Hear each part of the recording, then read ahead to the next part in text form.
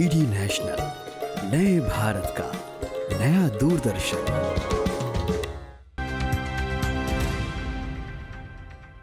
Break के बाद आपका फिर से स्वागत है आपके अपने खास प्रोग्राम आपकी बात।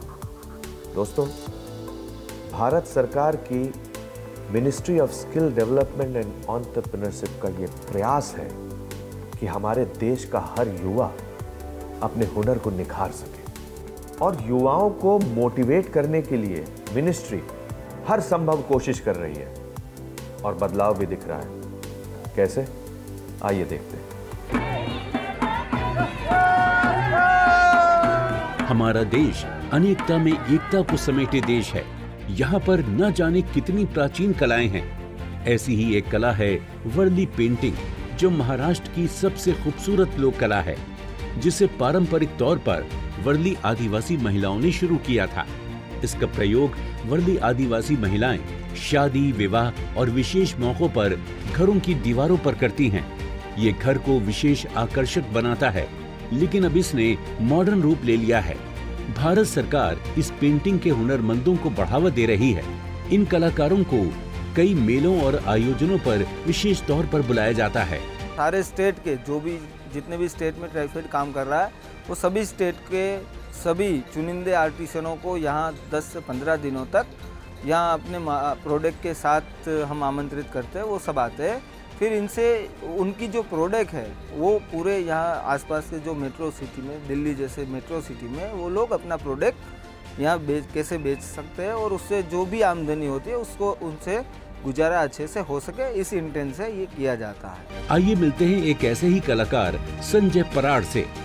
संजय पराड़ का परिवार पारंपरिक तौर पर इसी कला से जुड़ा हुआ है और खेती बाड़ी के साथ पेंटिंग बनाकर अपना गुजर बसर करता है। इस पेंटिंग में ये खास है कि सर हम नेचर से जुड़े हैं आदिवासी, तो ये जो पेंटिंग बनी है सब नेचर से रिलेटेड रहती है। और जो भी हम लोगों ने ये पेंटिंग बनाई है, ट्रायंगल, लाइन और गोल, ये सब नेचर से लिए हैं। जैसा ट्रायंगल हो गया माउंटेन से, गोल हो गया सूरज से, हाफ राउंड हो गया वो चंद्रमा से, डॉट हो गया स्टार से, लाइन हो गई पेड़ पौधों से।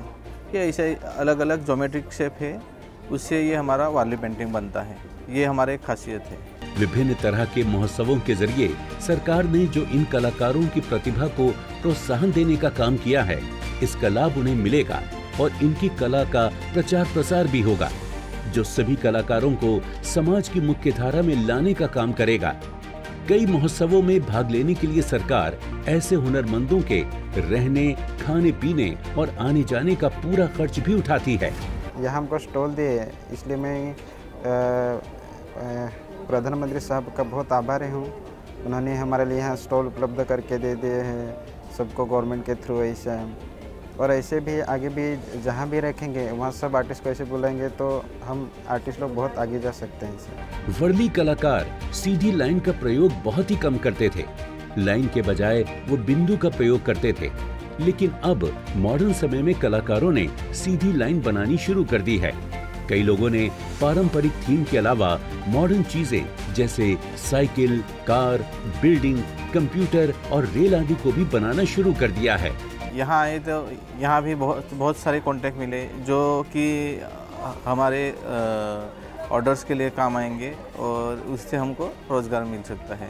कौशल विकास और उद्यमशीलता मंत्रालय की पहल पर राष्ट्रीय उद्यमशीलता और लघु व्यवसाय विकास संस्थान यानी निस्पट शिल्पकारों, कारीगरों को बिजनेस स्किल सिखाने के लिए वर्कशॉप भी आयोजित करता है, जहां इन्हें ऑनलाइन प्रोडक्ट बेचने के तरीके बताए जाते हैं ताकि कलाकार आत्मनिर्भर बन सकें। आप कैसे बेच सकते हैं, वो वहाँ काफ़ी सारी जानकारी मिले जो हम लोगों को जानकारी नहीं थी कि हम लोग ऐसे भी सेल कर सकते हैं। अभी जैसे हम घर पे सेल करते हैं, लेकिन अभी यहाँ ये डिजिटल के माध्यम से हम लोग पेंटिंग सेल कर सकते हैं। ये अच्छा उन्होंने जानकारी दिया है। हमारे जैसे और भी आर्टिस्ट हैं उनको भी रोज़गार मिले, तो ज़्यादा पेंटिंग का ऑर्डर आता है तो दूसरे आर्टिस्ट को भी रोज़गार मिल सकता है। अब कलाकार इस कला को कागज और कपड़ों पर भी लेकर आ रहे हैं। कागज पर बनी वर्ली पेंटिंग काफी चर्चित हो रही है। और भारत के साथ साथ विदेशों में भी खूब बिक रही है। आदिवासी लोगों के लिए अभी भी ये परंपरा पुराने समय से जुड़ी है, लेकिन अब ये नए आइडिया को अपनाने लगे हैं, जिसका लाभ संजय जैसे कलाकारों को भरपूर मिल रहा है। अपने फीडबैक देने के लिए आप हमें ईमेल भी कर सकते हैं, या फिर आप हमारे फेसबुक पेज को लाइक भी कर सकते हैं @DD आपकी बात पर। हमें ट्विटर पर फॉलो करने के लिए लॉगिन कीजिए @DD आपकी बात पर, और हमारे सारे एपिसोड देखने के लिए विजिट कीजिए हमारे यूट्यूब चैनल पर। दोस्तों, अगर आप हुनरमंद बनना चाहते हैं और स्किल डेवलपमेंट के कोर्सेज करना चाहते हैं तो इस नंबर पर संपर्क कीजिए। साथ ही साथ आप नेशनल स्किल डेवलपमेंट कॉरपोरेशन के वेबसाइट पर भी लॉगिन कर सकते हैं। आप लोगों ने ये सुना होगा कि बारिश जब होती है तो पंछी इधर उधर भागते हैं, लेकिन बाज अपनी ऊंची उड़ान भर के बादलों के ऊपर पहुंच जाता है और बारिश से बच जाता है। तो कहने का मतलब यह है कि जीवन में जब भी परेशानी आए तो हमें भागना नहीं चाहिए, बल्कि उससे मुकाबला करना चाहिए। हमारा यह प्रयास रहता है कि हम आपको ऐसी मोटिवेशनल कहानियां दिखाएं ताकि आपके जीवन की सफलता की राह आसान हो जाए। उम्मीद है आपको हमारा ये कार्यक्रम पसंद आया होगा। अगले हफ्ते आपसे फिर मिलेंगे, आज ही के दिन, आज ही के समय, इसी चैनल पे। तब तक के लिए मुस्कुराते रहिए। नमस्कार। इस कार्यक्रम के प्रायोजक थे कौशल भारत कुशल भारत और सह प्रायोजक थे apparel made-ups and home furnishing sector skill council.